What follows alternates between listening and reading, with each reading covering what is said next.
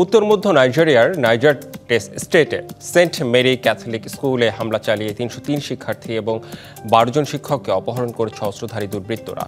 নাইজেরিয়ার খ্রিস্টান ধর্মাবলম্বীদের অধিকার আদায় সংগঠন ক্রিশ্চিয়ান অ্যাসোসিয়েশন অব নাইজেরিয়া এবং নাইজার প্রাদেশিক পুলিশ উভয়ই বার্তা সংস্থা রয়টার্সকে নিশ্চিত করেছে তথ্য।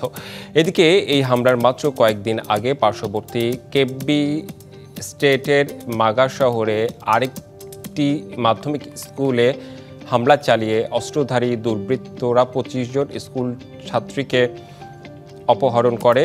এদের মধ্যে একজন পালিয়ে আসতে সক্ষম হলেও এখনও নিখোঁজ রয়েছে ২৪ জন। তবে এখন পর্যন্ত কোনো সশস্ত্র গোষ্ঠী অপহরণের দায় স্বীকার করেনি। এদিকে নাইজারের প্রাদেশিক সরকার অপহরণের এই ঘটনার তীব্র নিন্দা জানিয়েছে। এছাড়া নাইজার পুলিশ জানিয়েছে অপহৃতদের উদ্ধারে ইতিমধ্যে অভিযান শুরু হয়েছে।